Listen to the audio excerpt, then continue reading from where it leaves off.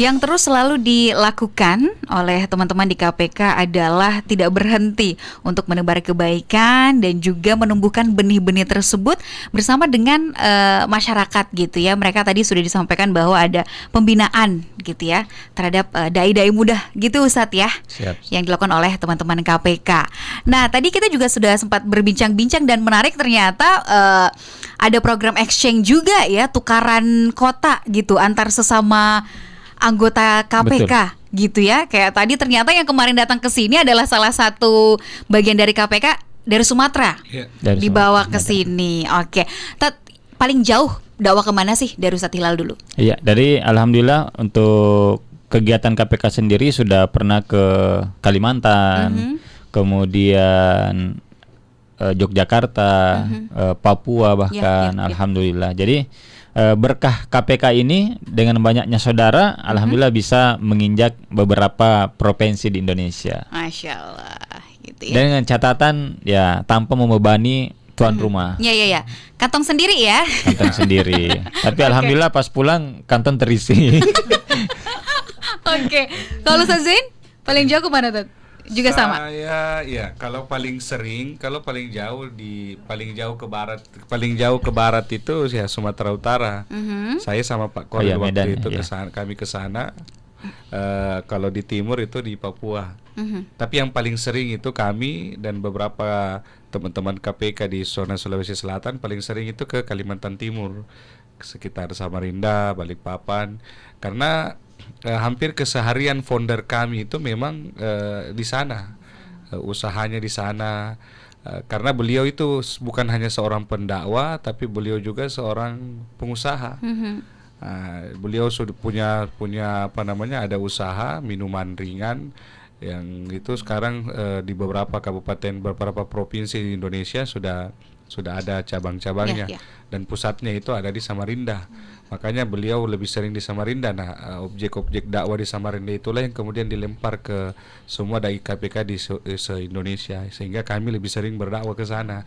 Yang kedua juga sering di Samarinda itu, di Kaltim itu ya, di sana kan banyak orang-orang tajir ya, dan mau berbuat untuk dakwah, sehingga enak untuk ditemani kerjasama ya kan. Kalau di beberapa tempat lain ya, saya tidak bilang di Makassar, tapi di beberapa tempat lain ya banyak pengusaha tapi bukan untuk dakwawannya ya. Tapi di Samarinda itu kalau mau kedatangan dai luar biasa, sangat menyambut itu, sehingga kami lebih sering dikirim ke sana, ke pelosok-pelosok. Ada bahkan dari satu desa ke desa lain itu jaraknya kita tempuh waktu sampai 3 jam ya. Sebenarnya dekat ya, cuma jalannya, karena kan pipa-pipa minyak itu dibawa yang sehingga tidak bisa dibuat mulus jalan itu. Dan itulah saya kira tantangan dakwah itu sendiri. Itu tantangannya ya. Tapi ngomongin soal dai keren, definisi dai keren itu apa sih dari sudut pandang masing-masing gitu? Siap. Kalau dari saya, keren itu sih bisa mengeksplor, kemudian mengeluarkan segala tenaga, pikiran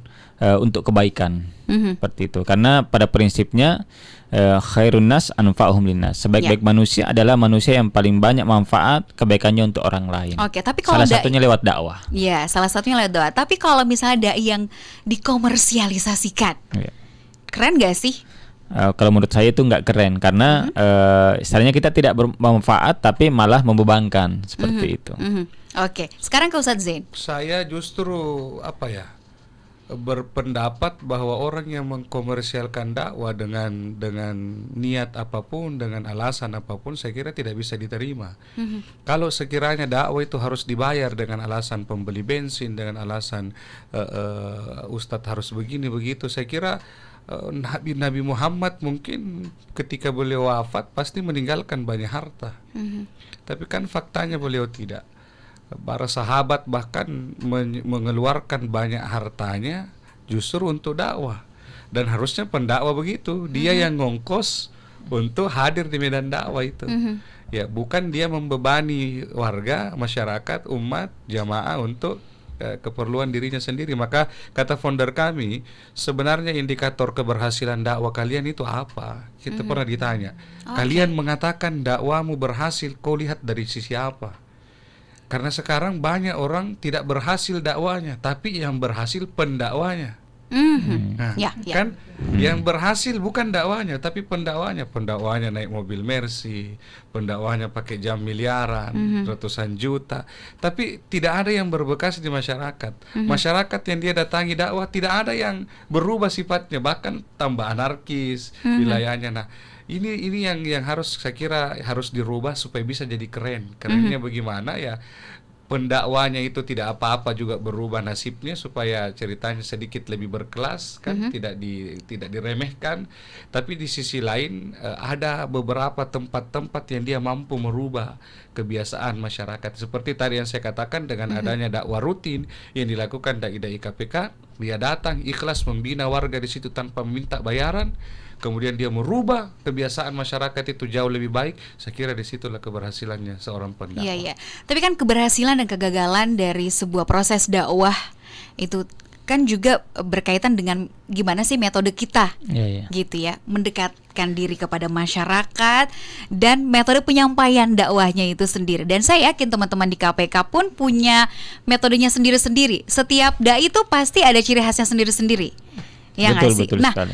menurut masing-masing nih Ustadz Hilal bahkan Ustadz Zain, metode dakwah yang sekarang itu memang sangat bukan hanya disukai ya, tapi dibutuhkan oleh masyarakat biar itu tadi indikator-indikator keberhasilan dakwah tuh bisa kita penuhi gitu. Jadi bukan hanya sekedar datang, ceramah, pulang, selesai nggak ada yang berubah. Betul. Gitu. Apa Tat? Ya, jadi yang harus kita pahami terlebih dahulu bahwa dakwah itu bukan hanya di panggung. Ya. Jadi dakwah itu lewat perbuatan juga merupakan dakwah. Contoh-contoh uswatun hasanah seperti yang diajarkan oleh Rasulullah. Kemudian metode-metode ya tentu kita melihat situasi dan kondisi masyarakat, apa yang dibutuhkan, dakwah seperti apa. Sehingga ketika kita bisa mengetahui psikologis, kita mengetahui keadaan masyarakat, ya tentu yang kita dakwakan sesuai dengan kebutuhannya. Ya misalnya lagi sulit untuk berbisnis, lagi sulit untuk usaha, ya kita berikan dakwah-dakwah tentang bagaimana Allah itu menjamin rezeki setiap orang dan sebagainya. Jadi kita lihat kebutuhan masyarakatnya apa seperti itu. Ya. Saya kira tidak susah sebenarnya bagi teman-teman dai KPK di zona Sulawesi Selatan, kalau ada yang dengar siaran kita pada malam ini, tidak susah sebenarnya untuk kita cari panggung-panggung dakwah yang kita jadikan untuk merubah warga dan umat di situ. Kenapa? Karena saya kira tidak ada yang menolak kalau gratis. Ya, kita kan datang, kita tawari saja, Pak, saya mau ceramah di masjid tak? Kumpulkan saja jamaah antara maghrib isya, saya insya Allah rutin datang misalnya setiap hari Sabtu malam Ahad, kumpulkan saja jamaah, tidak usah kita kasih saya apa-apa, yang jelas ada jamaah antara maghrib isya, rutin lakukan, jangan pernah pakai alasan sesibuk apapun tetap isi di situ. Akhirnya apa, masyarakat kan senang dengan kita, simpati dengan kita. Oh, ada ustadz ini rela datang tanpa dibayar, tinggalkan waktunya datang untuk membina kita. Akhirnya dia yang datang. Kesempatan lah ketika dia datang, mau dibina ini, mau dididik, mau diberikan pemahaman agama, masuklah kita di situ. Orang yang butuh kita kasih, pastikan dia tangkap pemahaman itu, berubahlah akhlaknya, berhasillah kita dakwah. Gampang sekali sebenarnya. Cuma itu lagi, tidak semua bisa sevisi dengan kita, bahwa menjaga keikhlasan itu memang susah. Menjaga keikhlasan sebagai ladang pahala. Betul sekali. Makanya jargon ikhlas ruhnya dakwah itu ini betul-betul menjadi semangat kita di KPK. Harus ikhlas. Bahkan jujur saya sampaikan, ini izin Pak Korwil, saya harus sampaikan keberadaan KPK selama 3 tahun di Sulawesi Selatan, khususnya di Makassar ini, banyak loh orang yang pada akhirnya memandang negatif, khususnya bagi sebahagian teman-teman yang tugasnya memang pendakwah, tapi sejak dulu memang mengkomersialkan dakwah. Bahkan ada yang mengatakan dengan datangnya KPK katanya pecah piring makannya.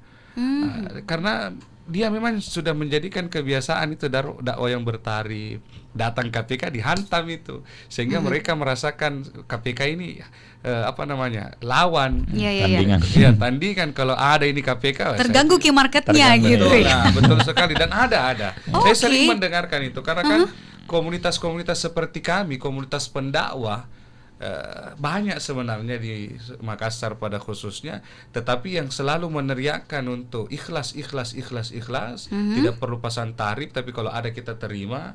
Itu saya kira, saya tidak mau mendahului, tapi saya kira hanya KPK lah yang itu. Karena sering saya dapat, memang walaupun dia berkata kami ikhlas, tapi masyarakat sendiri berkata, saya acara takziah misalnya 3 malam kan, saya hubungi komunitas ini untuk mengurus 3 malam takziahku, ternyata dia minta sekian selama 3 malam, alasannya jauh-jauh ustadznya.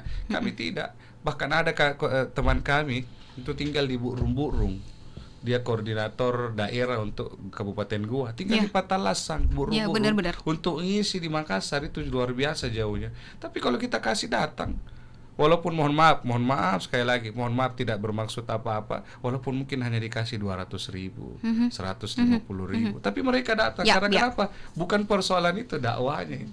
Oke, ini yang sulit, menjaga keikhlasan dan ketulusan hati gitu ya. Itu mungkin tantangan terberatnya. Nah, nanti gimana sebenarnya teman-teman di KPK sendiri menjaga keikhlasan itu? Gitu ya, menjaga kebersihan hati gitu ya, karena kan ketika berdakwah apalagi tidak menentukan tarif gitu ya, walaupun kita nggak munafik sih sebenarnya jadi manusia, jadi orang tuh butuh hidup gitu ya.